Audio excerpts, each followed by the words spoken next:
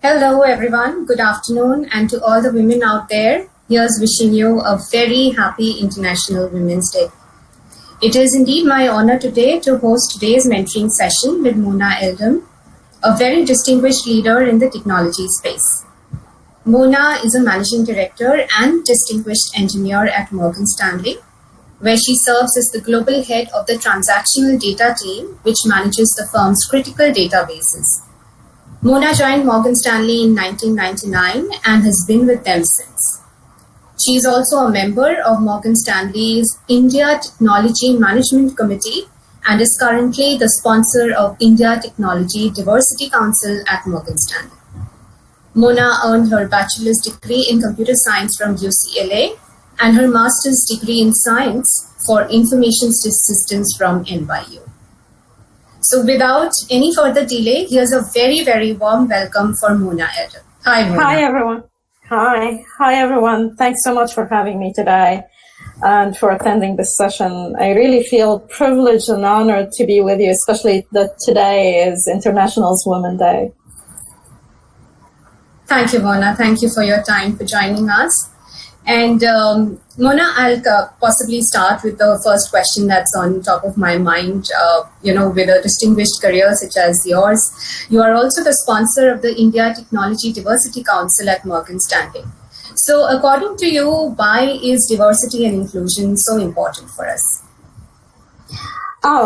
So why diversity is important? Diversity not only powers innovation and increased diversity of thought. I mean, we all know, like, if you only have the same type of people in a meeting room or in a discussion, you're going to most likely get the same answers. So we highly encourage diversity, especially at Morgan Stanley. I mean, we're from so many different countries whenever we meet together.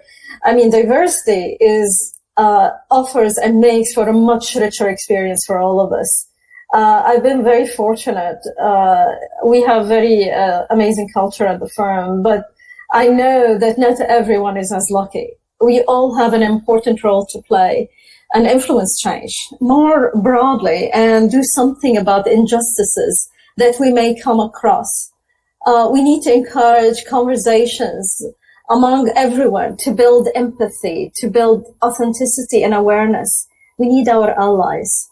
I mean, consider what we can do with our allies to make people feel heard.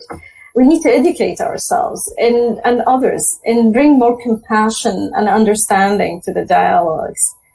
Ask what we can, and we can encourage others to become allies.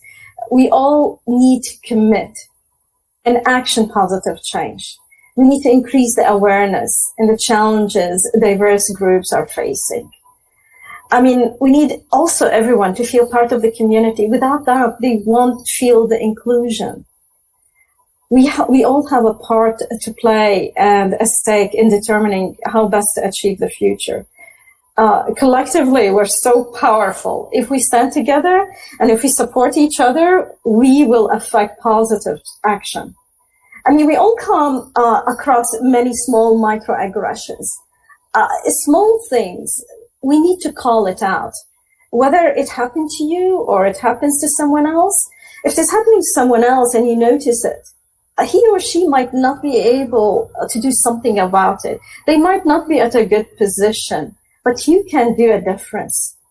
I'm very passionate about diversity. I mean, in addition to being the sponsor of India Tech D&I, even in the US, I started with a colleague of mine, the LGBTQ working group in technology at Morgan Stanley. If we can work together, I think we can make a big difference and bring more to the table. Thank you, Mona. Mona, very curious to hear your journey. You've been with Morgan Stanley for so many years. We don't see too many people these days staying to one job, so something must have really, really gone mutually very, very beneficial for Morgan Stanley as well as for you. So very keen to hear, your background, your success stories before we can come to some other questions. Oh, sure. Oh, okay. So let me give you some background about myself. I come from very large family. I'm the youngest of 11 kids. I grew up in Beirut, Lebanon. I have 8 brothers and 2 sisters. My mom was a constant champion for me. She's my ally. She's my mentor, my sponsor. She was a constant rock. So she instilled in all her kids the belief like we could achieve anything we set our minds to, as long as we work hard towards it, of course. She believed strongly in education and made sure all her daughters graduated college. We are first generation that went to college. It was something she couldn't do herself and wanted to make sure that we can rely on ourselves no matter what the circumstances might be. I mean, when things get tough, remembering where and how I grew up helped me to put things into perspective. It grounds me. It wasn't easy spending teenagehood in a country torn apart by civil war, where we have to dodge bombs and sniper bullets. At the age of 18, I moved to the USA. That was another struggle. I didn't speak the language. Although most of my earlier education was in English, it's not the same when you speak it. So in addition, I didn't know how to drive, and I didn't know many people besides my immediate family. And at that time, we moved to Los Angeles. But regardless, I mean, moving to America was like a second chance in life for me. I had many challenges, like at the beginning. I have to learn driving. And I don't know how much you know about Los Angeles. If you don't drive, you can't get anywhere practically. By pushing myself to the limit, I was able to support myself. And I put myself through college, which is something I'm very proud of. It was an exciting and scary journey during my first years in the US, but it really taught me a great deal about myself. It taught me perseverance. I moved after college to Boston and worked for a company as a consultant. I moved a lot and I worked in different states in the US. Then I decided I had enough travel, and going from one company to another, I believed like, okay, that's not going to create a career for me. So I posted my resume on the internet. I got several offers, and I moved to New York City. It was another dream of mine to live there. And that's where I lived most of my life so far. But you never know when life will present you with an opportunity to use and grow your skill set. So last 2 years ago, I was asked if I want to move to India. And guess what? I took it and I said, yes, that would be very exciting. So I moved to India last March. And if you remember, March was the start of COVID. The country went into a strict lockdown.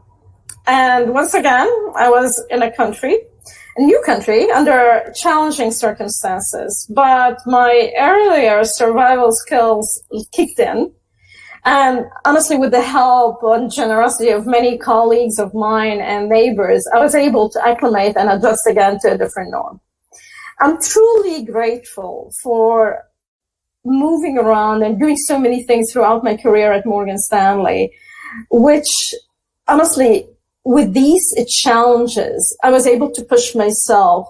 And you never know how much you can accomplish. I mean, I get to know so many people and form so many really tight relationships. We all face adversity at one point and another, whether at work or in our personal lives. But these are the experiences that shape us and help us grow. They give us a strength and resolution to try out different things we might not consider. I mean, growth comes when we step outside of our comfort zone, and you're probably going to hear a lot about that. I think I heard that from the earlier session also. But I really encourage everyone to challenge yourself, to try new things, stretch beyond, and believe that you're capable of much more. And it's amazing how much you can find about yourself. So with that, I really encourage you to try different roles and try different things. Thanks, Mona.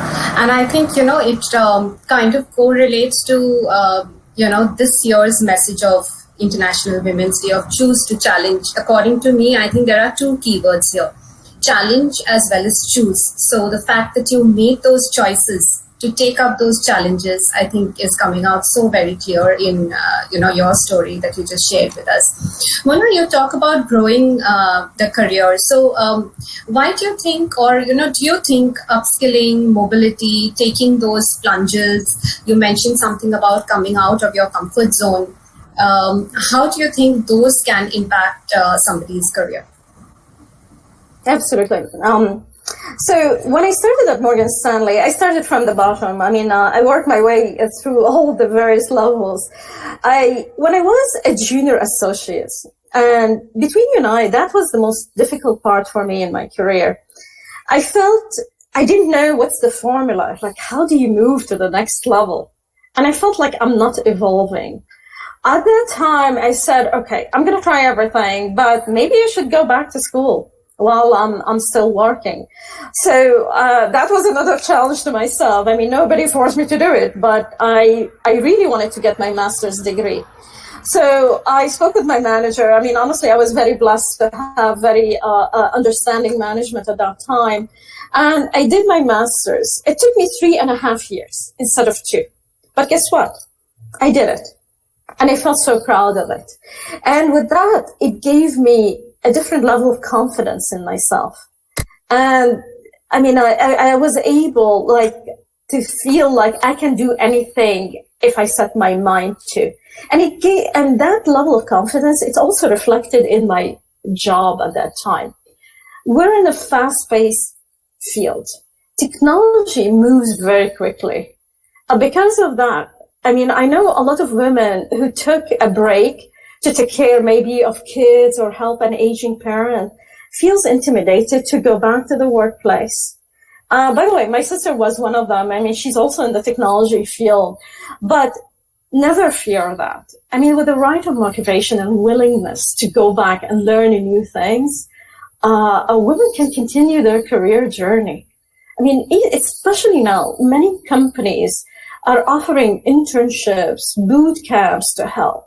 And they're offering flexible hours, even beyond COVID. I know during COVID, we all went into that flexible mode, but even beyond COVID, a lot of companies are still going to be looking into that. So one advice I would give to everyone, keep us upskilling in yourself, invest in yourself. If you're interested in a skill, take some online classes.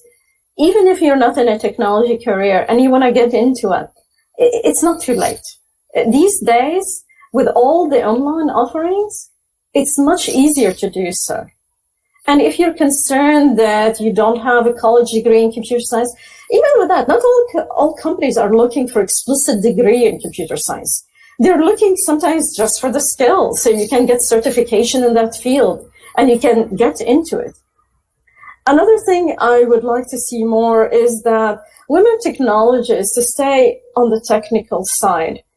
I mean, I was very heartened today. I was talking to a woman. We did an interview for her last week, and she told me, is it okay if I stay on the technical side? I don't want to manage people. I said, don't worry about that. You can always do the management part, but to switch back from a non-technical to a technical, it's a little bit harder. It's not like you can't do it, you can, but if you can stay as much technical as possible, I think that will open more opportunities for you. And it will create more diverse roles in the future. So with that, I mean, I really, really encourage everyone to try to challenge themselves, push themselves also from the technical part to the limit. And during my first 7 to 8 years at Morgan Stanley, my role expanded, and I became in charge of a large team that was responsible for the back end and databases. And I got my first promotion, which at Morgan Stanley we call it vice president, but it's not like the vice president in other companies. It's more like a manager. And I felt I became a true manager, and I didn't like it. And I wanted to go back to my technical roots. And that's always a struggle I had throughout my career. So I spoke with my manager, and I was very transparent about it. And I expressed I want to do a mobility, and I want to take a role that will be more hands-on. So I moved to a totally different division within technology at that time. And I worked on a very high profile type of project. And with that, after 2 years, I got promoted to an executive director just based on technical merit without direct reports. So sometimes people feel like, oh, I have to have too many people to report to me in order to move in my career. But if you do a good job about what, like your current role, that should be able to take you to the next level. So don't feel like box yourself like this is the only thing I can do or that is the only thing I can do. I mean, feel free to stretch yourself. And the other advice I give, don't feel too comfortable. This is one of the mistakes people do. And once you do that, you stop growing. So once you master something, keep upskilling yourself and ask for stretch assignments. And when you get to that crossroad, evaluate the pros and cons and see which one might be more beneficial in the next few years. It might not be appealing, but I mean, honestly, every time I did a move, it's like, oh my God, this is so scary. It's like, what did I get myself into? But once you try it, it's like, that's not too bad. I mean, honestly, when I came to India, it's like, oh my God, I'm moving to another country. And what am I going to do there? But now it's like, oh, I came back, even with COVID. It's one of the best things I've ever done. So mobility and changing jobs can be very scary, but it's also very rewarding. And you get to meet many new and different people. And it helps you to expand your network. Thank you so much, Mona. I think, some of the points that resonates with me is also asking, the candid conversation that you spoke about having with your manager. Often, I see, and maybe even I've done that in the past, is not to ask and not to ask for help, ask for questions, that dialogue with the manager, that what's next for me, this is what I want to do, what are the opportunities that I can have. So having that open conversation with the leader, with the support system, or with the network that you build in an organization, I think is also very, very important. Coming to network, Mona, if you can share some examples or stories from your career so far on networking, how maybe you built your network within Morgan Stanley as well as outside, because technology kind of goes beyond organization. It is more sectoral, possibly. And what are some of the tips and tricks that you might have for young women who are listening to this webcast is to broaden their networking skills? Sure. Networking. So we all hear about networking and how important it is. So why it is important? So networking is about building long-term relationships. It involves meeting and getting to know people who you can help and also who can potentially help you in return. And the network could be anyone and everyone. Like from past or present coworkers, managers, friends, past college mates, family, even social network and the community where you live in. So networking allows you to expand your contacts and can open doors to new opportunities. But the network is something you build and you nurture with time. It's not something that happened overnight. And it's there when you need it. So you don't contact those who can help you only when you need them. You need to stay in touch with your network regularly, even if it's just like a brief email to say hello and to ask how they're doing. Like, people are more willing to help when they know you. And nowadays, it's so much easier to stay in touch and keep up with others on social networks. I mean, thankfully we have LinkedIn, Facebook, WhatsApp. I mean, all of this wasn't there, but think about it, like 10, 15 years ago, none of that was there. So, and by the way, network is not a one-way street. You should reciprocate and you should share both ways and give a helping hand when needed. I mean, by the way, a lot of the people that help me in my network, sometimes I help them on a project or work with them to help someone else even. So to build your network, you can take little steps.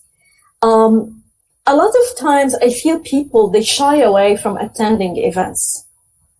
Try to attend events at work, participate in a club, a group activity. Make a deliberate effort to participate in a few. Networking can give you a higher visibility and a support safety net. It also could be fun. So it allows you like to meet people, and you can even become friends with them.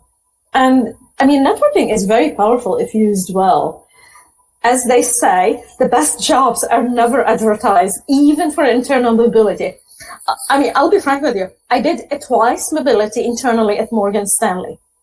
And the positions were opened after I did the conversation. They didn't exist even.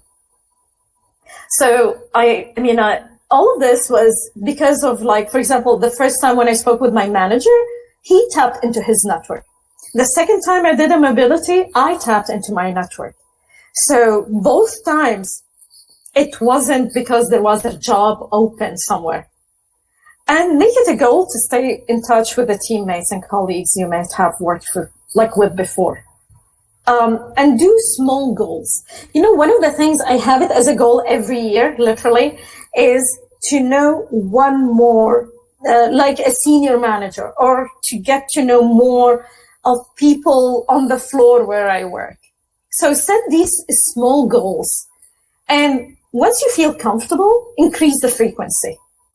And by the way, another mistake I see sometimes people do, like a senior manager might say, oh, this is a great job. You should book time. We should talk. And people don't take them on that offer. Make sure to take them on that offer. If they said it, they mean it.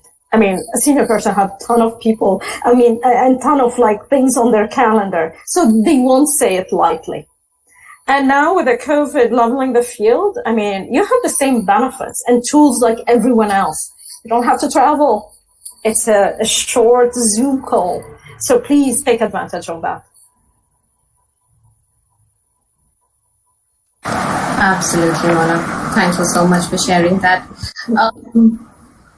You know, when we are talking about careers, we are talking about networking. And, you know, I come from a field of HR where I'm supporting businesses and interact with a lot of people who come back to me and say, what's next for me? And where is my career headed? Where's my career path? That always brings me to think that who is in charge of one's career? Who is really, there on the driving seat? And then you kind of take help from other people to share. You know, it's like, you know, you are on the driving seat and then you have a map. And then you ask people for directions, or you ask people for checking goalposts and so on and so forth. According to you, Mona, who do you think is in charge of one's career? I believe each person is responsible for their own career. I mean, that's another thing. Sometimes people think, no, it's not the manager. It's literally you. And never feel limited with your existing role. Look around you. There are so many opportunities and areas to change and impact. I say make your role. You see something that can be improved, do something about it. Speak up. Be a change agent. Bring it forward. And by managing your career, don't wait for someone. Set achievable goals. I mean, one of the things I always tell my directs and to do for themselves and for their directs is every year, at the beginning of the year, I ask them, set 3 different set of goals. Set like things that you need to do as part of your daily job. There are goals about things you want to improve yourself. I mean, we all get like year-end evaluation, mid-year evaluation, whatever it's that. And people give you advices. Take it to heart. Put it as a goal to enhance it. And also follow up on it. Like one of the things I also tell my team, like manage your manager. If your manager doesn't set up like a one-on-one, you force the conversation and bring those goals and see how you're progressing. It's almost like a contract between you and your manager. And it's your own project plan. Sometimes we do a really good job about delivering on someone else's project plan. What about ourselves? I mean, we should put our own project plan. And the third set of goals is personal goals. Like you want to upskill yourself, you want to do a master's degree, you want to do this or that. Add them.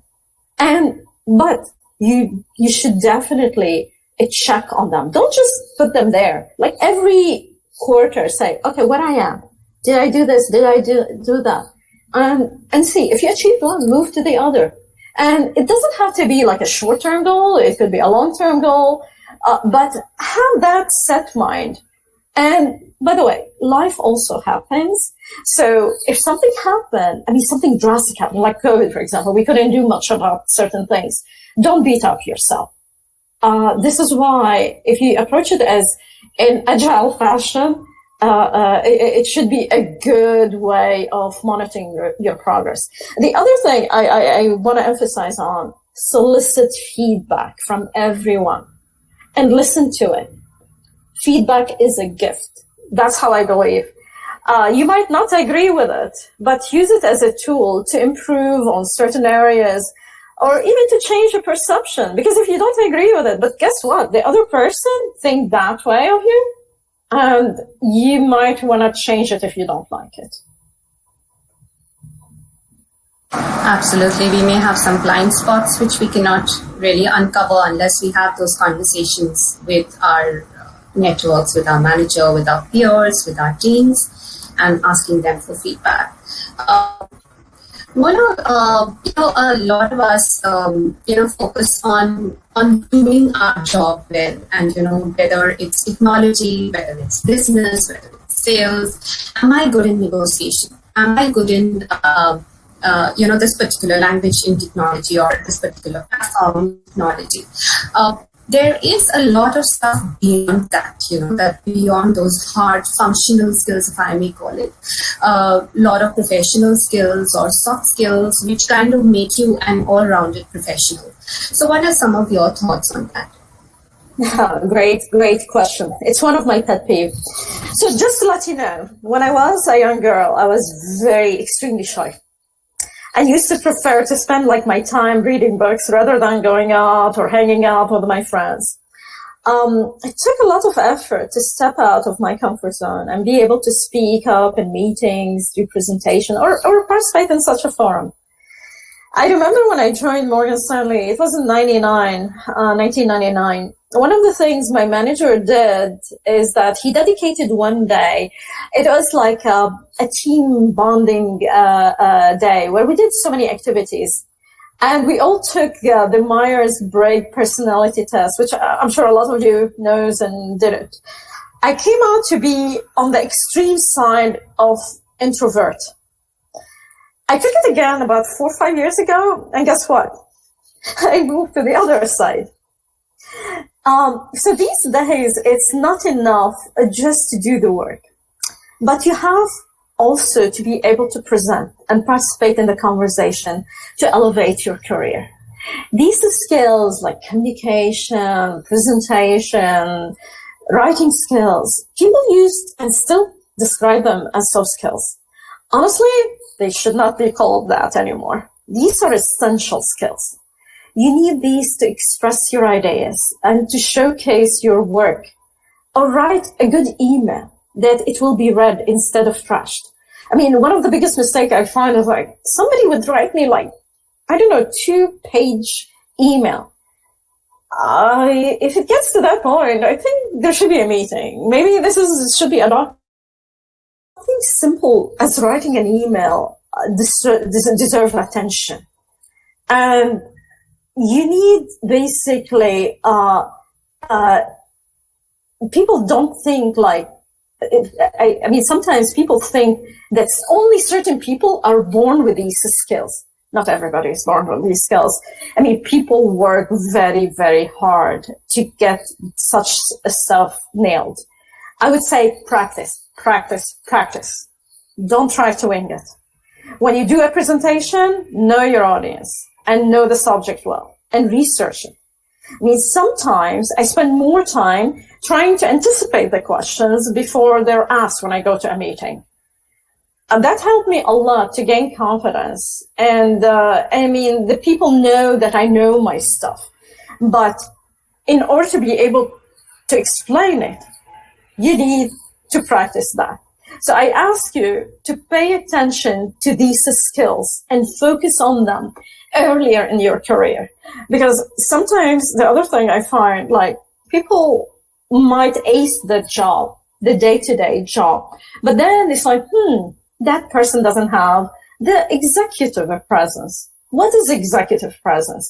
So these are some of those skills that will help you to develop that executive presence. It's part of it. Thank you, Mona. I think, I see some themes coming in. You spoke about feedback, right? So when we ask for that feedback, if some of these skills, as you rightly said, these are essential skills in a professional career, when you recognize and accept that feedback and create a plan towards it, that, okay, I accept possibly I'm not interacting with people or I'm not comfortable. And then charting out a plan on how do you take baby steps and what are those milestones that you'll keep for yourself, that by end of this year, this is what I should get comfortable to. And year 2, this is what I should be doing. I think that conscious effort has to be made on some of these areas. And again, that choose to challenge and choose to take risks and pulling yourself out of the comfort zone are some of the messages that are consistently coming out. Mona, thank you. I've started getting some questions, Mona, from the audience, and I'll pick the first one that's here. There will be a few bad days where you might be overwhelmed with too many things.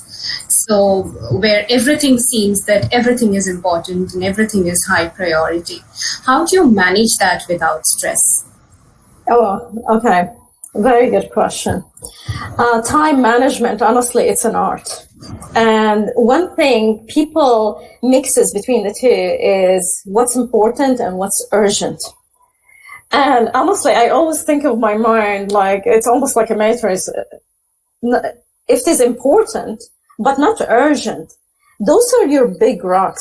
What I try to do with these, I schedule them in my calendar because I don't want to caught not delivering on them. But sometimes there are certain things that are urgent. One thing that helps me, and I do it all the time, I try to look at the beginning of my day. It's like, what am I going to try to accomplish today? Without that, I don't know how the day is going to go. And by the way, I also budget for surprises. Because there could be an outage today, I can get pulled into it. So if there's something urgent and quick, I try to get it out of the way. And by the way, it has to be important, because if it is urgent but not that important, I try to delegate it. So delegation is also important. And that's something I struggled with myself. Like I thought, I have to do everything myself. But if you have a team, for those who has a team, try to learn the art of delegation.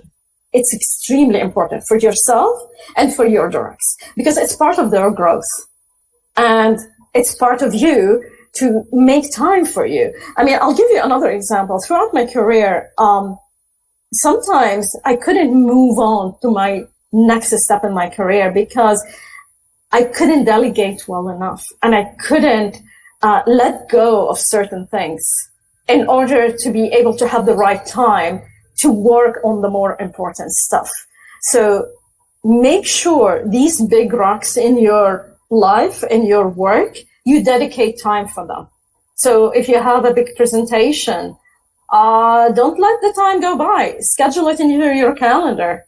But if there's emails that you can read them, because we get also sucked into reading emails and sometimes the time goes and it's like, these are not as important. You can defer them. So learn how to section your day and where you should spend your time on it. It helped me a lot. Time management, there are a lot of tips on the internet. Make sure to read about them and use them. Thank you, Mona. Another question that I have for you, what would be your advice to women who want to break out from mid-level positions to move to senior roles? And how do you differentiate yourself and get yourself to that milestone? Absolutely. So a lot of times also I hear people say, I'm doing my job. Why I can't move on to my next level in my career? And honestly, if you do your job, you're meeting expectation because you're here to do your job. That's your job. But how can you differentiate yourself from the rest of the crowd? I mean, remember when you're in school and if everybody got a 90 out of 100, guess what? It's not an A. It becomes a C. There's this relative performance. You need to be able to create your brand to something like when you're not around in the room, somebody would say, oh, that person can get things done. So what can you do to make yourself different? Or can you, like, people will reach out to you? So one of the things I ask people to do is don't just do what you're asked to do. Look around you. There's so many opportunities, really. And if you can like bring like a new idea, oh, maybe we need to change this. Maybe if we do it this way, it will bring more like benefit to the team. So believe me, a lot of managers are so busy these days and they're looking for these ideas. So try to be a leader. Don't sit on the side watching. And don't wait for people to create a role. I'll give you a little sense of what I do at Morgan Stanley. I manage the majority of databases from the application side. And this role never existed like that. I mean, you hear a lot about DBAs, traditional like system DBAs and things like that. I found there's a gap between the application developers and the the system database administrators. And I felt like there's someone that can fill this gap. So I did that and I created something literally out of nothing at that time.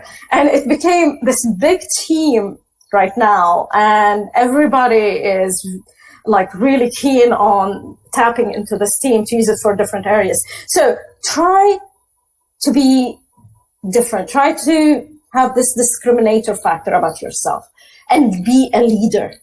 That's what can take you to the next level. Absolutely, Mona. Thank you. Mona, you've done different stints across Morgan Stanley, different geographies, different cultures. You shared a little bit about your personal background and the challenge of moving from Lebanon to US and then again in India.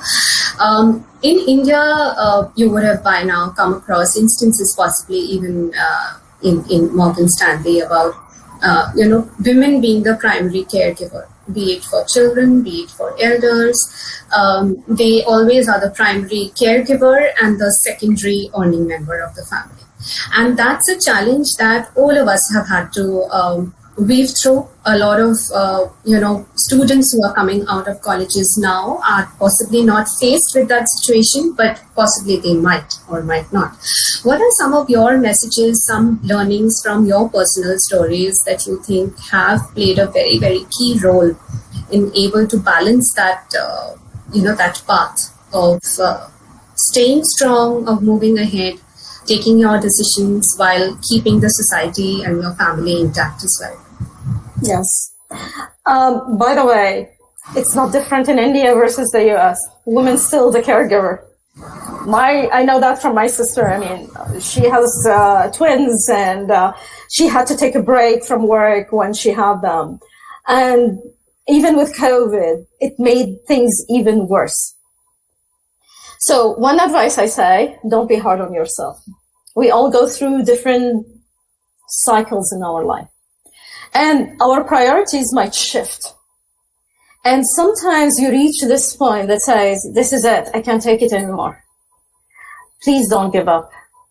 Because this is temporary. And you'll get over it. But ask people around you to help.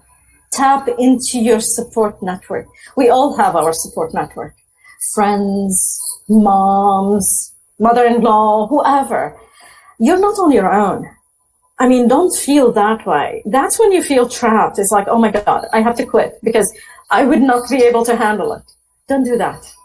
Talk to your manager.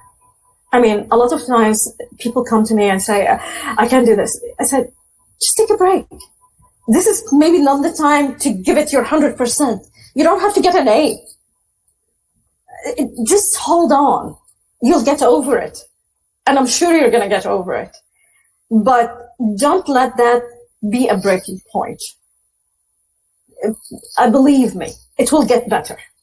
But you just have to hang in there when you get to these moments. And it will get better. Kids grow. Guess what? I mean, they're not going to be kids all the time. Situation changes. But sometimes I feel people quit too soon. Don't do that. Always tap into your support network and have a frank conversation with your management. And because sometimes when you also try to hide it, it backfires. Like if you not be transparent and honest with your manager and come up with excuses, they're going to think the worst. So be upfront. Say it's like, my mom is ill, or I have a kid who's have a special needs, or something like that. Believe me, people will be more understanding if you try to come up with an excuse and with multiple excuses. So that's my advice. Share it, don't hide it, and hang in there. Thanks, Mona. I'm sure we have a lot of students and budding women technologists in the audience. And we talk about future skills. Sometimes it's very difficult for us to predict what's going to be more relevant 5 years down the line. And a lot of questions around, is this language or is this platform going to be relevant 5 years down the line? So as a leader in the technology space, Mona, I'm very keen to hear from you. What is your view on future skills? What do you think? How do you think, some of us should prepare ourselves to be future ready? Okay. So I'll tell you a little bit more story also about myself. When I joined Morgan Stanley, I worked on the mainframe. So you can tell my age. At that time, I wanted to break out of the mainframe. So I started reading books, learning. I learned Java, I learned Perl. I also learned a lot about data modeling and databases in general. So that was one, transition. Then come after 5 years or 10 years. Relational database is no longer the norm. We need to go to non-relational. And I started learning MongoDB. And then, Python. And then, oh my God, AI, ML. So one thing I can promise you, if you're in the technology field, this is not going to stop. And don't try to predict the future. See, just in the next 2 years, what's the trends? Because if you try to predict the future, it never comes the right way. Try every 2 years is I feel like this is where we're headed. Okay, take few courses. And by the way, you don't have to master everything, but be current. And at work, try to even do little experiments. Right now in my spare time, I'm doing a few things in Snowflake because we want to go to the cloud. So I'm trying to experiment with Azure and Snowflake and all of that. I'll have a pet project and work on it on the side. But if you don't do that, sometimes it becomes harder and harder to catch up. So I highly recommend to keep something going. And it's not like you have to do it every week. I would say every 2 years, there is some new trend. So make it part of your goals. This is the personal goals I spoke about.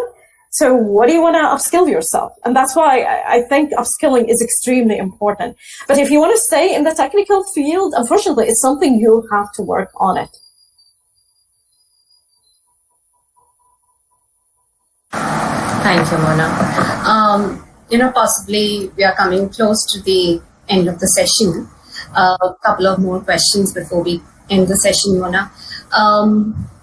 If you have to give top 3 areas to focus on, and possibly a summary of what we've spoken in the past 45, 50 odd minutes, 3 things that we should focus on to have a very, very balanced, high achieving career for ourselves. Okay, so the first thing, learn how to manage your time.